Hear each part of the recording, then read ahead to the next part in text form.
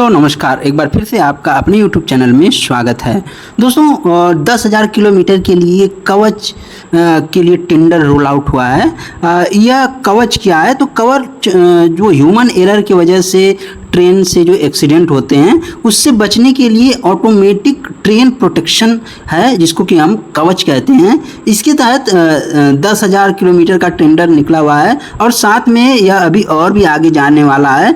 मैं आपको बता दूं कि कवच के तहत कुछ बेनिफिशियरी स्टॉक हैं जिसको कि आपको ध्यान में रखना चाहिए।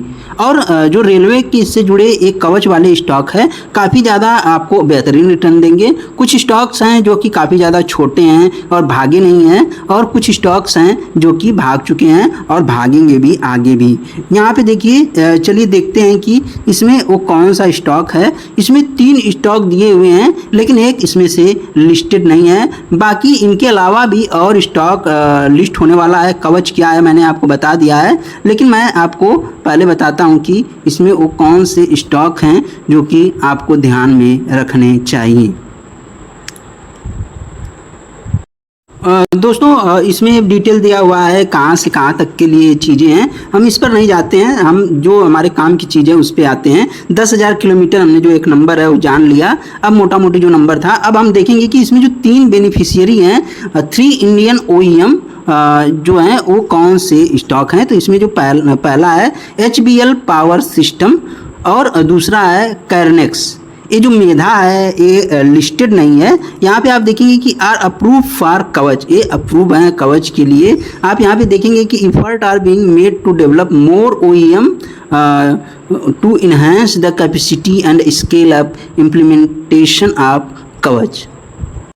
दोस्तों यहाँ पे ध्यान से पढ़ना। यहाँ पे आप देख सकते हैं कि इंटायर 70,000 किलोमीटर के लिए ये व्यवस्था अभी आएगी और ये अपकमिंग व्यवस्था है, ऐसा नहीं कि अभी है। और इसमें जो इसमें इन्वॉल्व सिस्टम है उसमें आपको देखना पड़ेगा कि इसमें laying of optical fibre cable, installation of telecom tower equipment at station, equipment in locomotive and installation to track side equipment Kavach aid the loco pilot in the train running within specified speed limit by automatic application of brake in case the loco pilot failed to do so, and also help the train safety run during a inclement weather. दोस्तों आपको मैं बता दूं कि कवच के बारे में एक विशेषता दी गई है और साथ में इसमें क्या क्या चीज़ें लगेगी। जैसे कि आप देखेंगे कि टेलीकॉम टावर से चीज़ें संबंधित है, और आप यहाँ पे देखेंगे कि लोकोमोटिव इंस्टॉलेशन से संबंधित चीज़ें हैं। ये अलग अलग कंपनियां करेंगी, ऐसा नहीं कि एक ही कंपनी करेंगी, ये सबका अलग अलग काम होता है। दोस्तों अभी 3 कंपनियाँ इन्होंने रोल आउट किया है, जिसको कि इन्होंने बताया कि ये 3 कंपनी मेन रूप से अभी बेनिफिशियरी के रूप में हैं। लेकिन आगे और कौन सी कंपनी है मैं आपको बताऊंगा।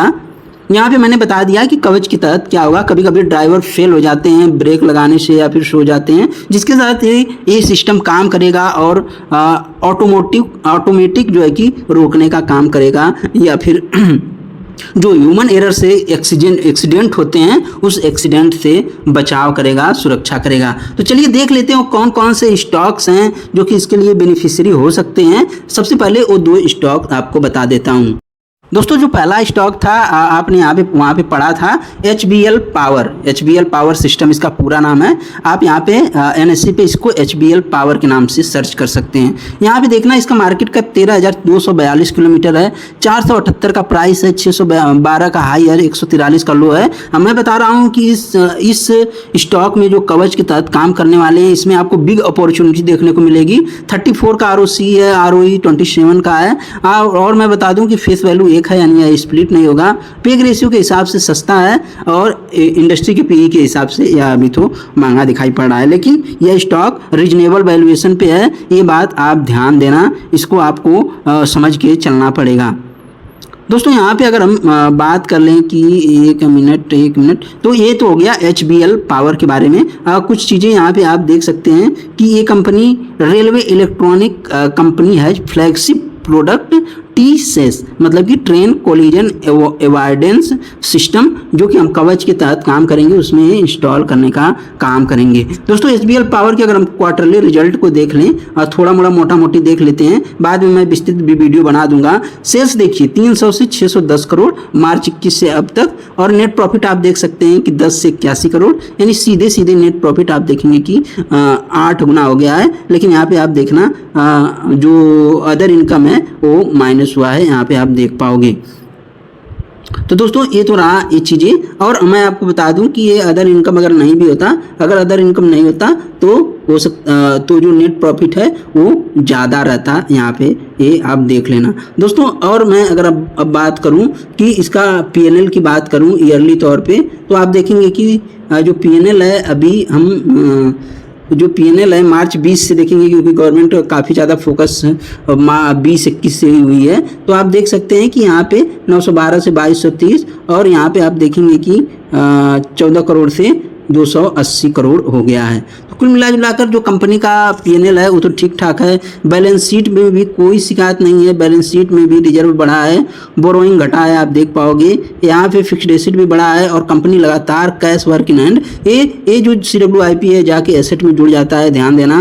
कंपनी लगातार इन्वेस्टमेंट भी कर रही है, कोई दिक्कत नहीं है। और शेयर होल्डिंग पैटर्न की बात करें तो प्रमोटर के पास 59%, FII के पास 4.59%, और पब्लिक के पास 35% की होल्डिंग बरकरार है। अगर हम इसमें देखें कि कुछ रिपोर्ट अगर हम आपको दिखा सकें, तो इसमें तो कुछ उपलब्ध नहीं है, नहीं तो मैं आपको दिखाता। ये हो गया HBL पावर। एक और स्टॉक आपके साथ डिस्कस करना है, इसलिए जल्दी से उस पर चलते हैं।